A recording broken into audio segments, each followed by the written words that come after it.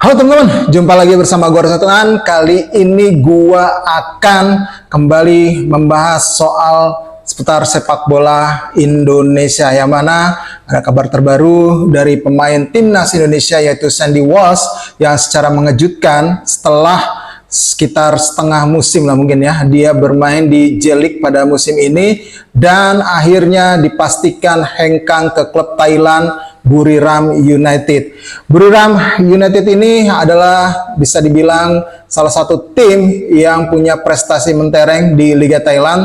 Tercatat mereka sudah 11 kali menjuarai Thai League One ataupun kompetisi tertinggi di Thailand, dan 4 musim terakhir mereka juara secara beruntun. Dan ini perekrutan yang bisa dibilang sangat mengejutkan memang jelang Thai League One bergulir kemarin. Akhirnya diumumkan pada 15 Agustus 2025 dan Buriram melakukan dengan sistem transfer dalam perekrutan Sandy Walsh. Ini tentunya menjadi hal yang menarik ya bagi pemain timnas Indonesia, akhirnya ada lagi bermain di Thai League One, dan bisa dibilang ini adalah musim terbanyak pemain Indonesia bermain di Liga Thailand. Kita sebut saja saat ini di Liga Thailand itu sudah tercatat ada Pratama Arhan, kemudian Asnawi Mangku Alam, Sein Patinama, dan juga sekarang ada Sandy Walsh. Jadi ada 4 pemain timnas yang berkiprah di Thailand. Secara total mungkin kalau dilihat dari sejarahnya ada 14 pemain yang bermain di Liga Thailand. Sebenarnya ada 15 ya. 15 ini satu itu Titus Bonai. Tapi kalau teman-teman ingat pada 2012 lalu Titus Bonai itu transfernya ke BEK Tero Sasana itu sempat terjadi masalah. Ada konflik di sana ya, saya mungkin itu ada cerita lama ya terkait dengan waktu itu kan kita tahu bahwa ada dualisme kompetisi segala macam. Ya, akhirnya Titus Bonai pada 2012 pindah ke BEK Tero Sasana, waktu itu difasilitasi oleh salah satu petinggi dari operator LPIS namanya yang mengelola Indonesia Premier League waktu itu. Dan akhirnya pada saat itu terjadi masalah dari proses transfernya hingga Titus Bonai tidak jadi memperkuat BEK Tero Sasana. Jadi Titus Bonai belum sempat bermain dengan BEK Tero Sasana. Jadi kalau menurut gua itu nggak bisa dihitung dia sudah bermain karena gagal ataupun batal kontraknya dengan BEK Tero, walaupun sudah sempat diperkenalkan ya oleh klub tersebut. Yang akhirnya total ada 14 pemain yang sekarang tercatat akan ataupun bermain di Liga Thailand. Yang pertama ada Irfan Bahdim, kemudian Victor Igbonevo, Sergio Van Dijk, Greg Wokolo, kemudian Yanto Basna, Riju Tomo, Terence Puhiri, Todd Rivaldo Pere, Asnawi Mangku Alam, Pratama Arhan, Ronaldo Kuateh, Sein Patinama, dan juga Mesal Hamzah, dan terakhir adalah yang sekarang Sandy Walsh. Total menurut gua ada 14 pemain. Kalau Ryuji dan juga Todd Pere ini kan mainnya di divisi 2 ya ketika mereka bermain di Thailand. Jadi yang main di Thai League One itu ada 12 pemain untuk tercatat saat ini. Dan kalau melihat statistik Sandy Walsh, sebenarnya ini adalah keputusan yang untung atau buntung nggak sih buat Sandy Walsh? Kalau menurut gua, secara statistik memang Sandy Walsh sejak direkrut oleh Yokohama F Marinos pada 9 Februari 2025, total dia sudah dimainkan dalam 12 pertandingan ya. Rinciannya adalah 8 dari J1 League, kemudian 1 di Piala Kaisar, dan 3 di AFC Champions League Elite.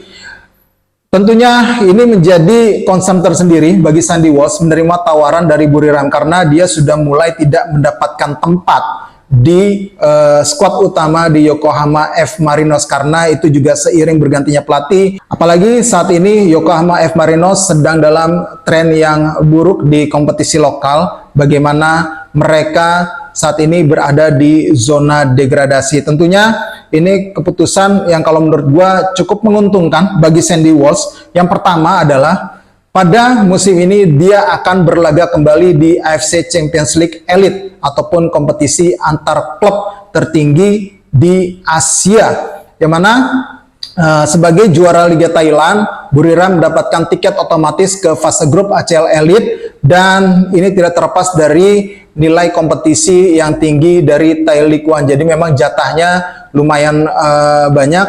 Ada satu yang langsung lolos ke ACL Elite untuk wakil dari Thailand. Sementara itu, keuntungan yang kedua menurut gua ketika Sandy Walsh pindah ke Thailand, waktu adaptasi dia kemungkinan tidak akan lama. Apalagi di sana juga sudah ada rekan timnya sama pemain timnas Indonesia yaitu Shane Patinama, pastinya bisa membantu dia lebih beradaptasi dengan sepak bola di Thailand. Walaupun memang Shane Patinama gue yakin juga saat ini juga dalam proses adaptasi, tapi kan dia sudah lebih dulu bergabung.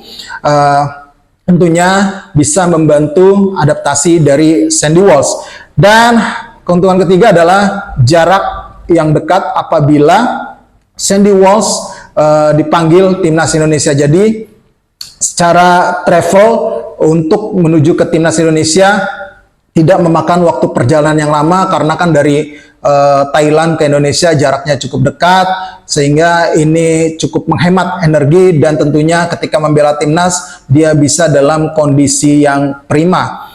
Selain itu, kesempatan bermain ya, menurut gua keuntungan yang didapatkan oleh Sandy Walsh, kesempatan bermainnya sangat besar sekali di Buriram United. Walaupun secara persaingan pastinya akan ketat.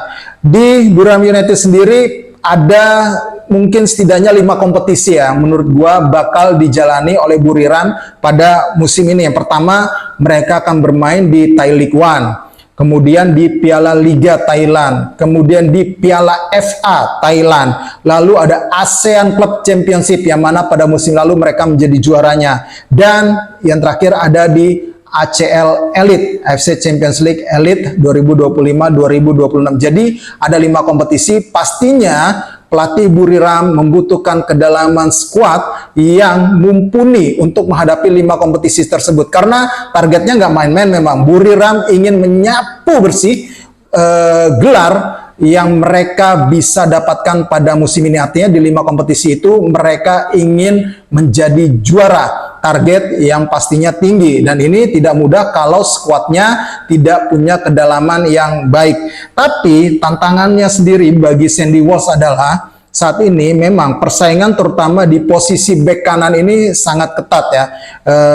Setidaknya ada 2 pesaing utama yang harus dihadapi oleh Sandy Walsh agar bisa mendapatkan posisi di tim inti sebagai bek kanan, karena kan ini posisi aslinya dari Sandy Walsh, yaitu dia harus bersaing dengan Filip Stoichkovic, pemain asing asal Montenegro yang direkrut oleh Buriram United juga. Kemudian ada kapten tim Narubadin Wirawatnodom yang juga mengisi pos tersebut. Tapi seperti kita ketahui bahwa Sandy Walsh tidak hanya bisa bermain di posisi bek kanan, dia juga bisa ditempatkan sebagai bek tengah maupun pernah dimainkan sebagai seorang gelandang bertahan. Bahkan dia bisa dimainkan di posisi sayap kanan ketika di timnas Indonesia pernah beberapa kali dicoba hal seperti itu. Dan kalau melihat persaingan di bek tengah sendiri yang kemungkinan besar bisa menjadi opsi dari Sandy Walsh juga, yaitu di situ ada pesaingnya ya, beberapa pesaingnya yang bisa menjadi pesaing utama, yaitu Robert Bauer yang juga pemain asing yang direkrut oleh Buriram, kemudian Juan Ibiza, kemudian ada Curtis Good, kemudian ada Elias Dolah yang musim lalu bermain di Bali United dan sekarang anggota timnas Thailand, kemudian ada Sinapat Leo dan juga Pansahem Fibun. Jadi itu pesaing-pesaing dari